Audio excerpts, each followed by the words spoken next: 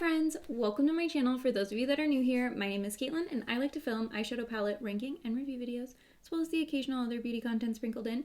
So if any of those things sound interesting to you, I highly recommend that you hit that subscribe button because I post 2 videos every single week. And for those of you that are not new here, my face is happy that you're seeing it again. And today I am coming at you with my January eyeshadow palette ranking, and it'll be a bit of a treat today because I have all 10 palettes that are in my, if I can only use 10 palettes series or challenge, whatever you want to call it. So I have those 10 plus 2 Natasha Denona palettes that I had to, finish up looks with, and then the how many new palettes came to me in the month of January? Let's see. I have 5 new palettes for the month of January. So I think if we're doing math, there should be 17 eyeshadow palettes that we are ranking today. I used all of these palettes in the month. Some are new, some are old. If you are new here, I like to rank every single eyeshadow palette that I use, not just the ones that are new to me. So if you are interested to hear which palette I used in January that was my favorite and also my least favorite, and just my thoughts on my palettes overall, then you should go ahead and keep on watching.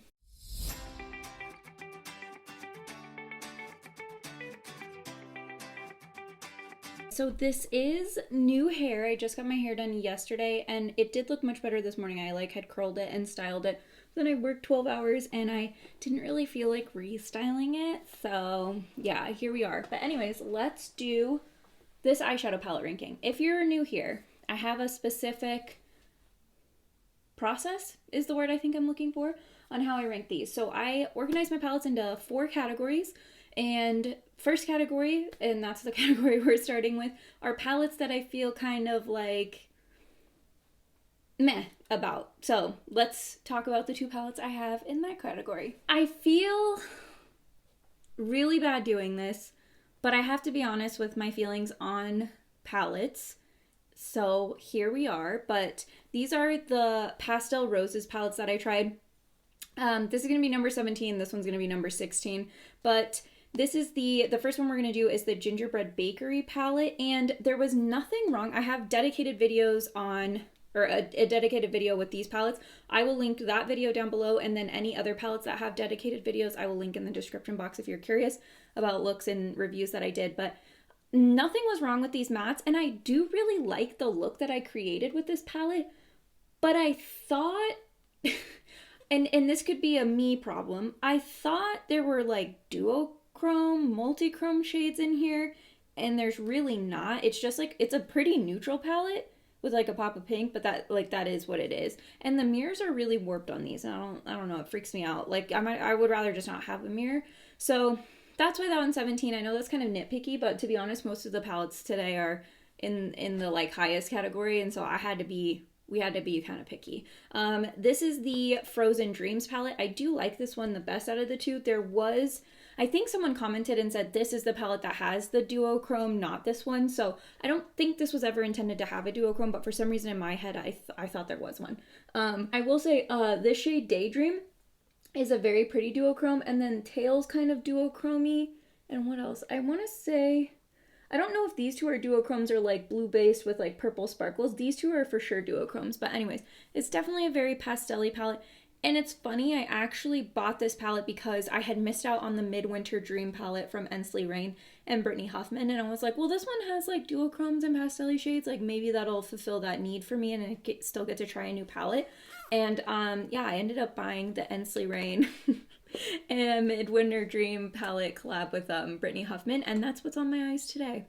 And so yeah, so here we are. But anyways, I feel really bad about this. Like I said, there's nothing wrong with the mattes. The shimmer quality was really good. I showed in the dedicated video that I did the longevity on these. When I tell you there was no creasing and fading on these shimmers, I'm serious. There was no creasing and fading on these shimmers. I wore them all, well, one of them I wore all day, the other one I did at night. But this one I wore all day. Nothing moved, nothing budged. My eye looked the same 12 hours later. So that is impressive. So if you like these color stories, if you're, you might like these more. And I feel like expectations play a big role in like my overall feelings on palettes. Like if I have high expectations and it doesn't live up to them, even if it's no fault of the brand or the palettes, it's just like the expectations I put on it that were maybe unrealistic. It's just, it is what it is. But the packaging is cute. They're small. I just don't want to be harsh on like a brand, like a small indie brand. And these are handmade shadows. So I feel like you're getting a good deal on handmade eyeshadows. But anyways, just my overall feelings on those palettes is kind of like, meh, like I could take or leave them. You know what I mean? Now we're in the next category, which are palettes that like, I like it. Yeah, I'm like, that's fine.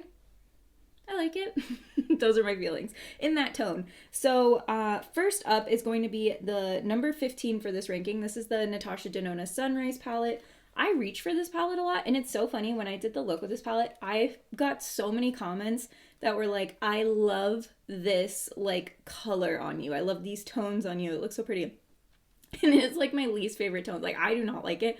I'm not a warm tone fan, but people seem to really like warm tones on me. I'm not a warm tone fan, but anyways, I do like the look that I create. The like my go-to standard look for this is my favorite. I just did my Natasha Denona like bracket style ranking where I, you know, put up looks that I did with each palette like up against each other, and I did my go-to look for this palette in there if you're curious what that looks like, or it's a short on my channel. But yeah, it's a really pretty sunrise, sunset color story. It's just a little basic compared to my other palettes, so that's why I have it here. Next up is going to be the Natasha Denona Zendo palette. Listen, I didn't love this palette when I got it. I felt like the shimmers were lackluster compared to her other shimmers other than the shade Yama, but I thought the matte color story was fun, but as time went on, I was like, I don't really know, like, what am I supposed to do with this palette? How do I make this color story work? And so I recreated somebody else's look, which made me like this palette so much more. I know it's still in like one of the two lower categories and it's only like the fourth palette from the bottom.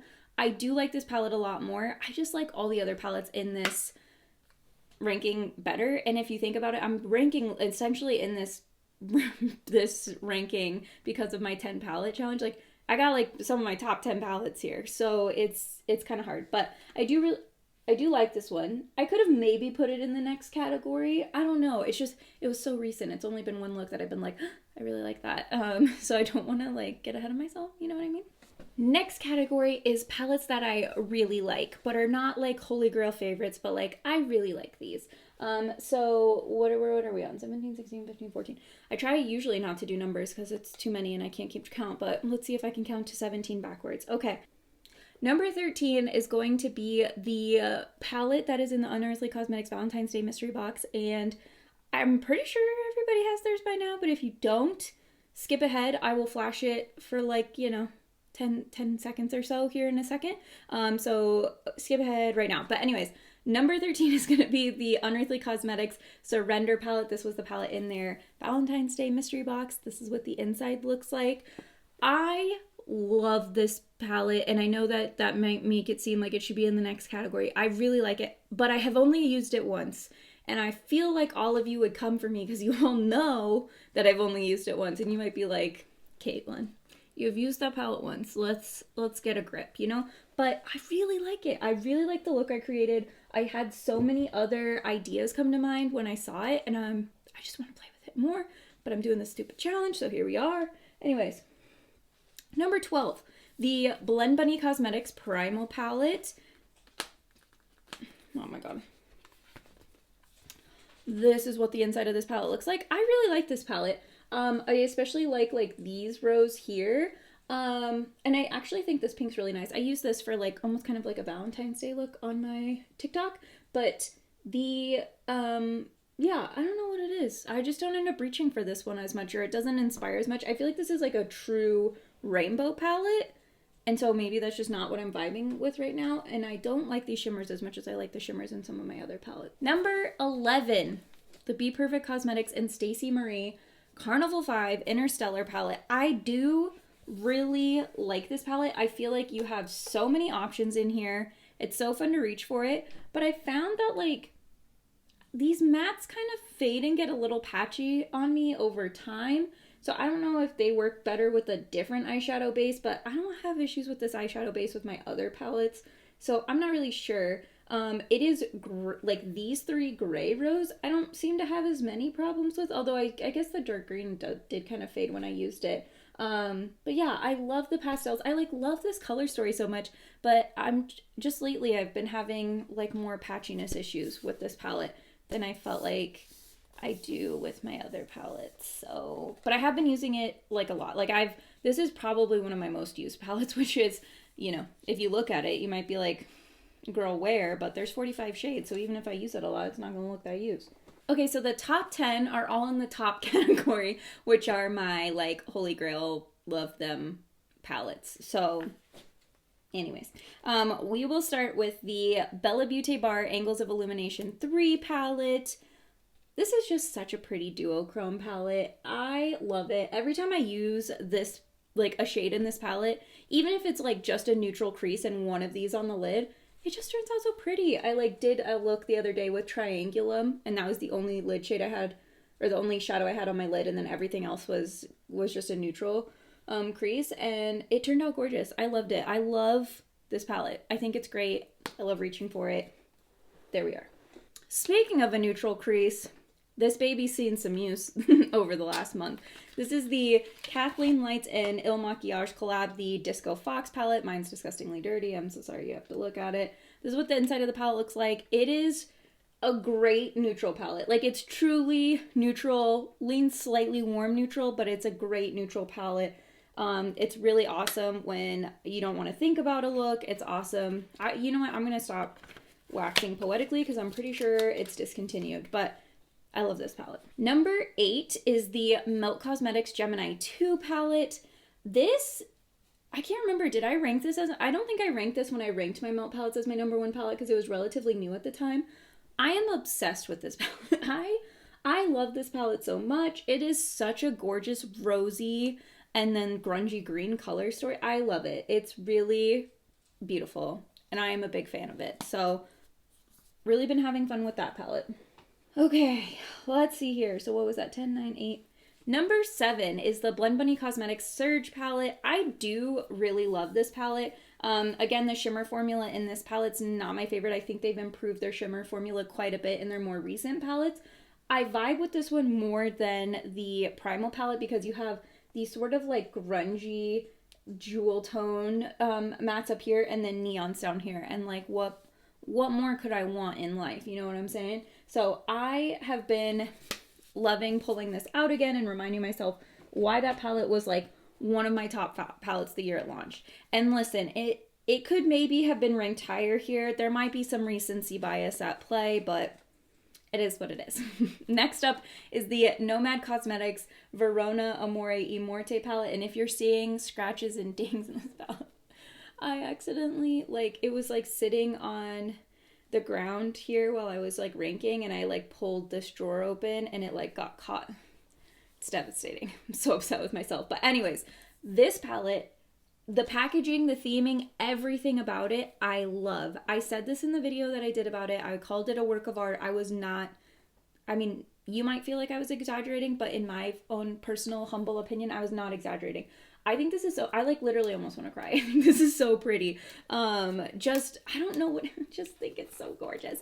I love it. I love it so much. Now, I will say, I mentioned in my video that these two shimmers here were a little bit on the hard press side. I really had to dig my finger in to get them to like apply to the lid. The brand has since come out and said that they did have some of their palettes that they discovered were more hard pressed than they were supposed to be. And so if anybody has any issues, let them know and they will replace it. No cost. Like, they're just going to send you a new one so that you have a better, you know, the one that should be the quality that it is. I feel like I'm able to get mine to work without issue. So I'm going to, you know, once my 10 palette, only using 10 palettes challenge is over, I'm going to try this bad boy again, particularly with those shades. And, you know, if I feel like I need a replacement, I'll reach out to them. But I honestly don't think I do. I feel like I can make this work. And I really just love this. But, you know, I just like, I honestly can't talk about how much I like it. So anyways, I know I only used that palette one time.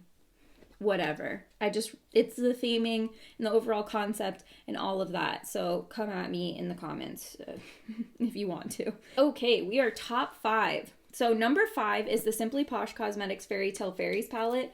I have been using the crap out of this palette as part of this like challenge. Like, I swear I've used this palette more than any other palette lately. I've really been enjoying it. I really like it. I'm glad I didn't buy this palette like right when it launched. I bought it a little bit later, and I've really been having a fun time. So I don't regret buying it at all. Sometimes when you're somebody who like reviews makeup and that's like your content, you sort of like, I can't buy older things, like nobody wants to see that, but I'm glad I bought this. Like, it's adding to my collection. So, and when you have a collection as big as mine, that's saying something. But I love this palette. I love this brand. My Berry Icy palette will be here on Monday, and I can't wait. Number 4, the Bella Beauté Bar Strange and Unusual palette. I adore this palette. The duochrome, multi-chromes in this palette are 12 out of 10 amazing. I've mentioned this before, but the white shade in this palette is not my favorite. The neon, I think I was able to get built up. It's not quite as neon as and pigmented as the neons in the Surge palette from Blend Bunny, but I feel like I was able to get it there. The white is the only shade I can recall having like a true issue with. But the rest of the palette, I adore. I love it. I think it's beautiful. Yeah, I should probably reach for this one again soon as part of my 10 palette, challenge. Number 3, you guys try and guess the top 3 or the top 1 in the comments. You should know 2 of them are obviously from my, I guess this is a hint if you haven't been keeping track, but 2 of them are obviously from my 10, if I can only use 10 palettes challenge, and then 1 of them is a new palette. So comment down below what you think is going to be number 1, but here we go. Number 3, the Ace Beauté Paletopoli palette. I have talked a lot on this channel about how much I love this palette, and I still love it. It is so fun. I feel like there's so many different color combinations that I keep like seeing, or like just that I never even thought of, and then they all of a sudden I'm like, oh wait, I can do that with my Paletopoli palette. And yeah, it's beautiful, it's gorgeous, it's amazing. I haven't used this one a ton in this like 10 pounds challenge, and I think it's because I've used it a lot previously, but I want to try and use it more. I only have, I think, 6 days left, so we'll see what happens. Number two is going to be the Danielle Myrick's Beauty Lightwork Volume 4 Transcendence palette. Ooh, or making a, what just fell out of here? This palette's a little messy. She's shedding. This palette is gorgeous. Like, seriously, these multi-chromes are like next level stunning. So gorgeous. I love all the different formulas. I know a lot of people didn't feel similarly, but I had a good time with it, and I am very happy that I have that palette in my collection. Number 1 is the Blend Bunny Cosmetics Lure palette, and before you try to clock me, I used this more than once. I did 3 looks in the video I did with it, so come at me, bro. That's enough to be able to say this is my new favorite. But seriously, the shade Pearl is a gorgeous multi-chrome. All of these shimmers are amazing. When I was saying earlier that Blend Bunny's shimmer formula has gotten way better, I was not lying. I love the color story. I love the theming. Great, great, great palette. Okay, let's talk about which palettes. I think I mentioned it kind of as it came up, but in case you were wondering, everything that was new for the month of January was the Gingerbread Factory, the Frozen Dreams, the Surrender, which was the palette from the Unearthly Cosmetics mystery box, and Lure, and then the Nomad Cosmetics Verona Love and Death palette. So 5 total new palettes that were kind of spread across a little bit. You know, an even mixed bag on that. I probably, I think with the Pastel Roses order, if it had come out when like other brands that I really like were launching stuff, I would have skipped it. But because nobody was really launching anything, I felt like I was like, I need to try something or buy something for the month of December, which is not the point of my low buy. It's not that I have to buy an eyeshadow palette in the month. It's just I'm trying to limit myself to 1. And then I bought 2, so here we go. Anyways, obviously I bought more than 1 palette for the month of January, but I'm not counting that because technically Blend Bunny and Nomad, and I know I squeezed Nomad in at the last second in my video, but technically those are the brands that I said in a video that I did like late last year, like that I would, like when I did my talking about my low buy video, I said that I would let myself buy anything from those brands and like not count it. So the only palette I bought for the month of January was then the Unearthly Cosmetics Valentine's Day mystery box. So anywho, that was it. Let me know what you think of the rankings of the palettes I talked about. If you have any similar, dissimilar opinions down below. Hope you all enjoyed this video, and I will see you next time. Goodbye!